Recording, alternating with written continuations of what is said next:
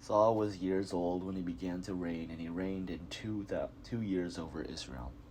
Saul chose 3,000 out of Israel. 2,000 were with Saul in Michmash, and the whole hill country of Bethel, and 1,000 were with Jonathan in Gibeah of Benjamin. The rest of the people he sent home to their tents. Jonathan defeated the garrison of the Philistines that was at Gibeah. The Philistines heard of it, and Saul blew the trumpet throughout all the land, saying, "Let the Hebrews hear." When all Israel heard that Saul had defeated the garrison of the Philistines, and also that Israel had become odious to the Philistines, the people were called out to join Saul at Gilgal. The Philistines mustered to fight with Israel, 30,000 chariots and 6,000 horsemen, and troops like the sand on the seashore in multitude.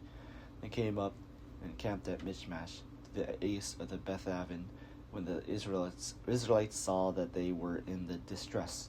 For the troops were hard pressed. The people hid themselves in caves and in holes and in rocks and in tombs and in cisterns. Some Hebrews crossed the Jordan to the land of Gad and Gilead. Saul was still at Gilgal, and all the people followed him trembling. He waited 7 days, the time appointed by Samuel. But Samuel did not come to Gilgal, and the people began to slip away from Saul. So Saul said, "Bring the burnt offering here to me, and the offerings of well-being." And he offered the burnt offering. As soon as he had finished offering the burnt offering, Samuel arrived, and Saul went out to meet him and salute him. Saul said, "What have you done?" Saul replied, "When I saw that the people were slipping away from me, and that you did not come within the days appointed, and that the Philistines were mustering at Michmash, I said, now the Philistines will come down and upon me at Gilgal, and I have not entreated the favor of the Lord. So I forced myself and offered the burnt offering." Samuel said to Saul, "You have done foolishly. You have not kept the commandment of the Lord your God, which he commanded you. The Lord would have established your kingdom over Israel forever, but now your kingdom will not continue. The Lord has sought out a man after his own heart, and the Lord has appointed him to be ruler over his people, because you have not kept what the Lord commanded you." And Samuel left on his way from Gilgal. The rest of the people followed Saul to join the army. They went up from Gilgal toward Gibeah of Benjamin. Saul counted the people who were present with him, and about 600 men. Saul, with his son Jonathan, and the people were present with them, stayed in Gibeah of Benjamin.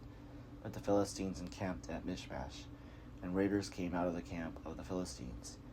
In 3 companies, one company turned toward Ophrah and the land of Shual, another company toward Beth Horon, and in another company turned toward the mountain that looks down upon the valley of Zeboim, toward the wilderness. Now there was no smith to be found throughout all the land of Israel. For the Philistines said, "The Hebrews must not make swords or spears for them." So all the Israelites went down to the Philistines to sharpen their plowshares, mattocks, axes, or sickles. The charge was 2/3 of a shekel for the plowshares and the mattocks, and 1/3 of a shekel for sharpening the axes, and for setting the goads. So on the day of the battle, neither sword nor spear was to be found in the possession of any of the people with Saul and Jonathan, but Saul and his son Jonathan had them. Now a garrison of the Philistines had gone out to the pass of Michmash.